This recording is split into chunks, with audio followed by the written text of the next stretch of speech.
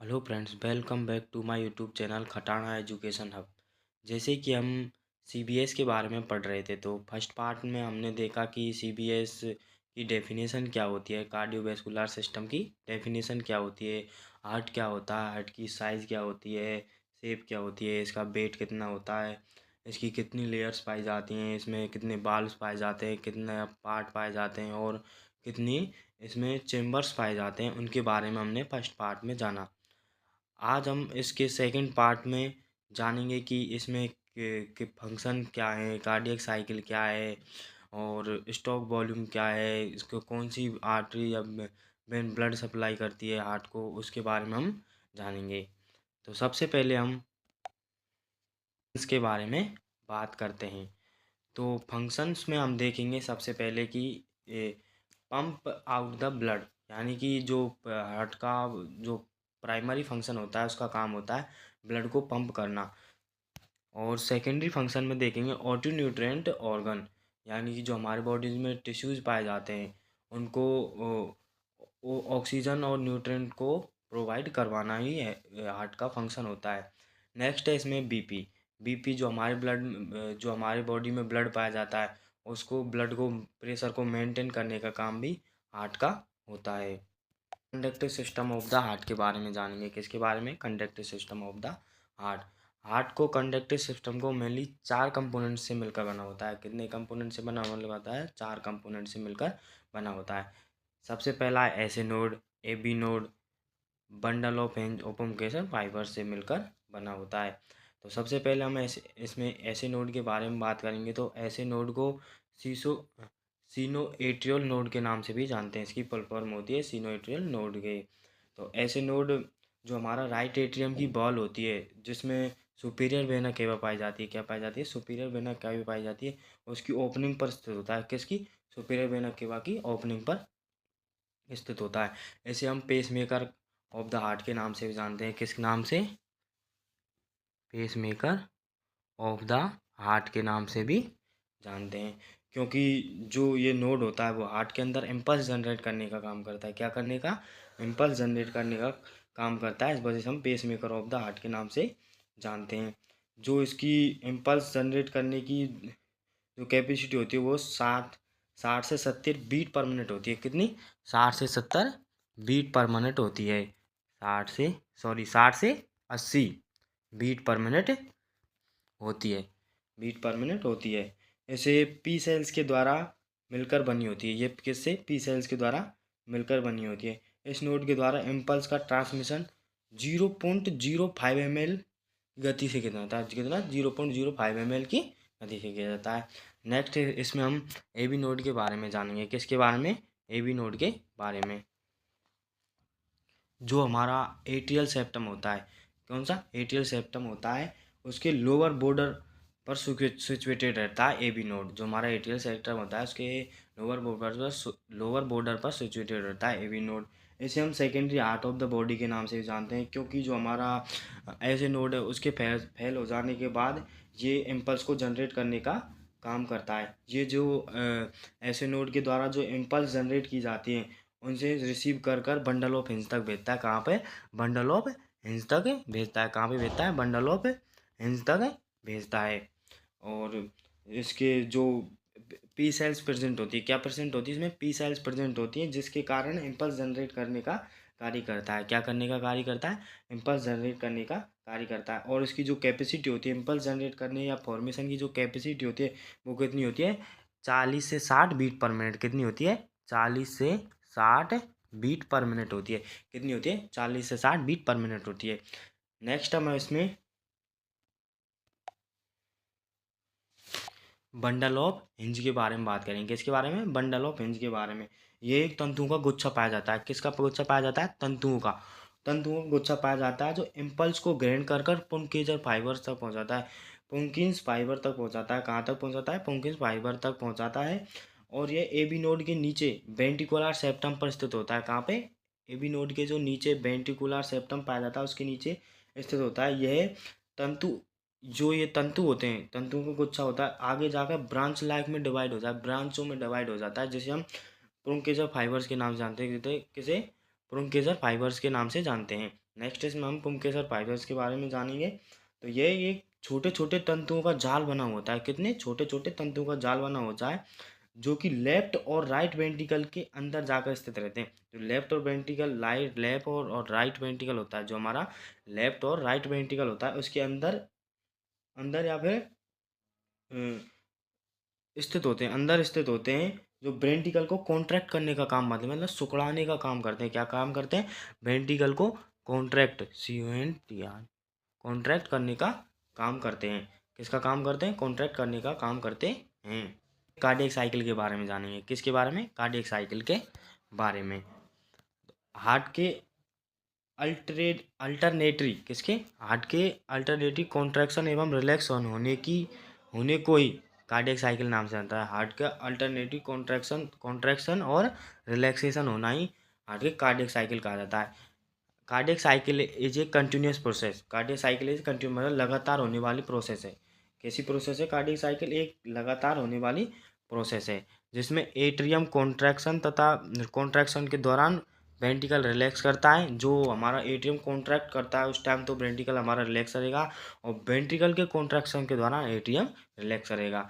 इसमें दो पाए जाते हैं, जैसे हम पहला सिस्टोल और डायस्टोल। सिस्टोल मतलब कॉन्ट्रैक्शन ऑफ हार्ट, मतलब जब हमारा हार्ट कॉन्ट्रैक्शन करेगा तो उसे हम सिस्टोल के नाम से जानेंगे, और जब हमारा हार्ट रिलैक्स करेगा तो हम डायस्टोल के नाम से जानेंगे।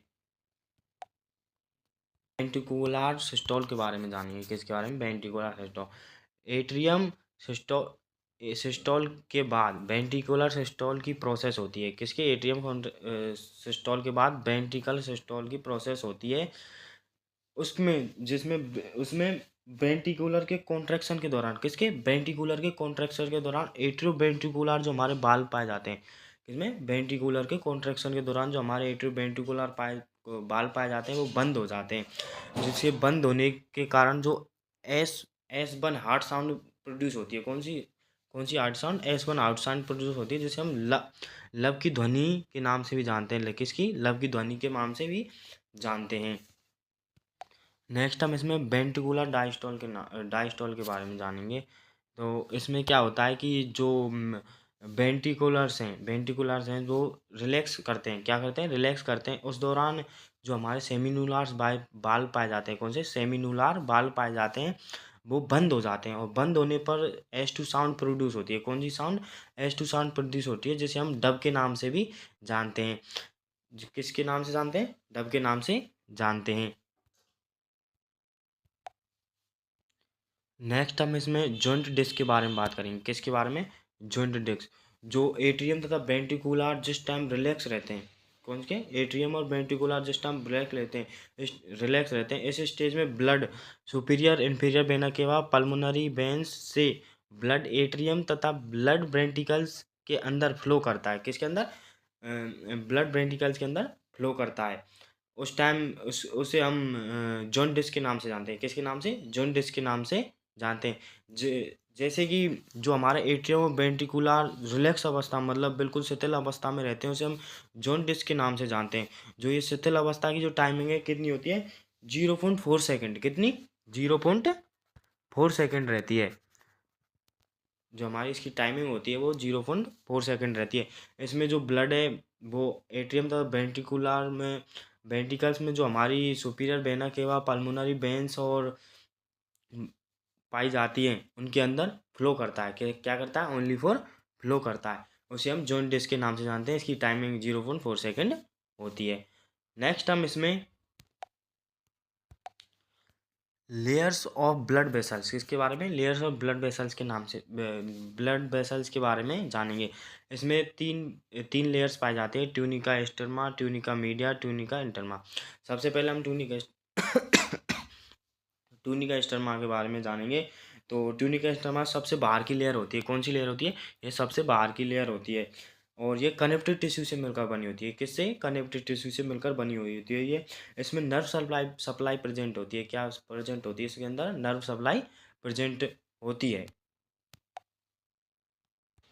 नेक्स्ट है ट्यूनिका मीडिया। ट्यूनिका मीडिया हमारी मिडिल लेयर होती है। किसकी? ब्लड वेसल्स की मिडिल लेयर होती है, जो कि स्मूथ मसल से मिलकर बनी होती है। स्मूथ मसल यानी जो हमारी स्मूथ मसल्स पाई जाती हैं उनसे मिलकर बनी हुई होती है। जैसे सलाइटिक फाइबर, जो हमारी सलाइटिक फाइबर्स होता है उससे मिलकर ये बनी हुई होती है। स्मूथ मसल पाई जाती है सलाइटिक फाइबर्स उससे मिलकर बनी हुई होती है। नेक्स्ट नेक्स्ट है इसमें ट्यूनिका इंटरमा यह सबसे अंदर वाली लेयर होती है। कौन सी? यह सबसे अंदर वाली लेयर होती है जो कि सिंपल स्क्विमस टिश्यू से मिलकर बनी हुई होती है। ये अंदर वाली लेयर होती है जो सिंपल स्क्विमस टिश्यू पाए जाते हैं उनसे मिलकर इसका क्या होता है? फॉर्मेशन होता है। नेक्स्ट अब आप इसमें बारे में जानेंगे, किसके बारे में? टाइप ऑफ ब्लड वेसल्स के बारे में जानेंगे। तो सबसे पहले हम इसमें फर्स्ट है इसमें आर्टरीज ये क्या, इसमें हमेशा ऑक्सीजनेटेड ब्लड बहता है। कौन सा ब्लड बहता है? O2 ऑक्सीजनेटेड ब्लड बहता है। ये प्योर ब्लड होता है जो कि एरोटा से निकलकर ये टिश्यूज तक ब्लड को पहुंचाती है। क्या कहाँ तक पहुंचाती है? टिश्यूज तक ब्लड को पहुंचाती है। नेक्स्ट में आर्ट्रियोलस क्या होता है? जो आर्टरीज के बाद जो छोटी छोटी नर्व सप्लाई होती है, सब डिवीजन होता है, यानी कि जो आर्टरीज का सब डिवीजन होता है, उस सब डिवीजन होने के बाद ये जो आर्ट्रियोलस होती हैं जो टिश्यू तक ऑक्सीजनेटेड जो ब्लड होता है उसको पहुंचाती है। नेक्स्ट है इसमें कैपिलरीज में ये क्या होती है? कैपिलरीज होती हैं वो स्मॉलेस्ट ब्लड वेसल्स होती है। कौन सी ब्लड वेसल्स होती हैं? स्मॉलेस्ट ब्लड वेसल्स होती हैं। स्मॉलर ब्लड वेसल्स होती हैं जो ये टिश्यूज को न्यूट्रेंट और ऑक्सीजनेटेड ब्लड को मिलाकर देती हैं। जो ऑक्सीजनेटेड ब्लड होता है यानी कि जो ऑक्सीजन होता है जिसमें, और जो भी न्यूट्रेंट होते हैं उसको टिश्यूज तक पहुंचाती हैं। और टिश्यूज से जो भी वेस्ट प्रोडक्ट होता है, वेस्ट प्रोडक्ट यानी कि जो कार्बन डाइऑक्साइड होती है, उसको वापस रिसाव किया जाता है। इसके द्वारा क्या किया जाता है? उसका रिसाव किया जाता है। नेक्स्ट है इसमें वेनुअस जो वेनुअस में है, ये स्मॉलेस्ट वेन होती है। क्या होती है? स्मॉलेस्ट वेन होती है। वेनुअस ये स्मॉलेस्ट वेन होती है, और ये स्मॉलेस्ट वेन होती है जो कि वेन में जाकर खुलती है। कहाँ पे? वेन में जाकर खुलती है। ये वेन को क्या कराती? जो कि वेन में जाकर खुलती है। हालांकि देखा जाए तो ये वेन में जाकर खुलती हैं, और जो हमारी वेन होती हैं और कैपिलरीज जिनके बीच में ये जोड़ने का काम करवाती है। किसका? जोड़ने का काम करवाती है। नेक्स्ट हम इसमें वेन के बारे में बात करते हैं। तो जो हमारी वेन है जो बॉडी से इम्प्योर जितना भी ब्लड होता है, जो हमारी बॉडी में जितना भी इम्प्योर ब्लड होता है उसको हार्ट तक पहुंचाने का काम करती है। क्या काम करती है? हार्ट तक पहुंचाने का काम करती है। और ये वेन आर्टरी की तुलना में क्या होती है? पतली होती है थोड़ी। क्या होती है? पतली होती है। और इनके अंदर बाल भी पाए जाते हैं। क्या पाए जाते हैं? बाल भी पाए जाते हैं। नेक्स्ट अब इसमें ब्लड सर्कुलेशन ऑफ हार्ट के बारे में जानेंगे। किसके बारे में? Blood circulation of heart. ये 3 टाइप का होता है। कितने टाइप का होता है? 3 टाइप का होता है। Systematic blood circulation, pulmonary blood circulation और पोर्टल ब्लड सर्कुलेशन। सबसे पहले हम इसमें सिस्टेमेटिक ब्लड सर्कुलेशन के बारे में जानेंगे। किसके बारे में? सिस्टेमेटिक ब्लड सर्कुलेशन क्या होता है उसके बारे में जानेंगे। सिस्टेमेटिक ब्लड सर्कुलेशन हमारे जो हार्ट होता है उसके लेफ्ट पार्ट के अंदर सिस्टमेटिक ब्लड सर्कुलेशन सम्मिलित होता है। इसमें क्या होता है कि जो हमारे लंग्स होते हैं, क्या होते हैं? जो हमारे लंग्स होते हैं उसमें जो ऑक्सीजनेटेड ब्लड होता है वो सबसे पहले किस में आएगा? लेफ्ट वेंट्रिकल में आता है। किसके अंदर? लेफ्ट वेंट्रिकल के अंदर आता है। और लेफ्ट वेंट्रिकल से एरोटा, जो हमारी हिंदी में बोले तो जो हमारी महाधमनी पाई जाती है, जो आर्टरीज को सम्मेलन से बनी होती है, एरोटा होती है, उसमें से ये ब्लड आता है। एरोटा के बाद जो आर्टरीज में ब्लड चला जाता है। आर्टरीज के बाद आर्ट्रियोलस में चला जाता है। आर्ट्रियोलस में कैपिलरीज में ये ब्लड पहुंच जाता है। कैपिलरी में ब्लड पहुंचने के कारण गैसों का एक्सचेंज हो जाता है। और कैपिलरी में जो ब्लड ऑक्सीजनेटेड जो ब्लड था और जो न्यूट्रिएंट थे वो टिश्यूज तक पहुंच जाते हैं। और टिश्यूज के जो वेस्ट प्रोडक्ट होता है जो कि CO2 गैस होते हैं, और जो भी वेस्ट प्रोडक्ट होते हैं वो कैपिलरीज बाद में रिसाव कर लेती है। और कैपिलरीज बाद में रिसाव करने के बाद इस ब्लड को वेन्यूअस तक पहुंचाती है। वेन्यूअस तक जो कि वेन की छोटी स्मॉलेस्ट ब्लड वेसल्स पाई जाती हैं, जो कि छोटी स्मॉलेस्ट ब्लड वेसल उन तक पहुंचाती है। और वेन्यूअस इसे वेन तक पहुंचाती है। कि कहाँ तक पहुंचाती है? वेन तक पहुंचाती है। वेन इसे जो हमारी वेस्ट वेस्ट जो भी जितना ब्लड होता है, डीऑक्सीजनेटेड ब्लड होता है, जो हमारे हार्ट तक पहुंचाती है। कौन सी? SBC IBC। जो हमारी सुपीरियर वेना केवा होती हैं। कौन सी? सुपीरियर और इन्फीरियर वेना केवा पाई जाती हैं। वो हमारे हार्ट के राइट एट्रियम तक ब्लड को पहुंचाती हैं। कहाँ तक? राइट एट्रियम तक ब्लड को पहुंचाती हैं। यही सिस्टेमेटिक सर्कुलेशन होता है। कौन सा? सिस्टेमेटिक सर्कुलेशन होता है। नेक्स्ट अब हम इसमें पल्मोनरी सर्कुलेशन के बारे में जानेंगे। किसके बारे में? पल्मोनरी सर्कुलेशन के बारे में।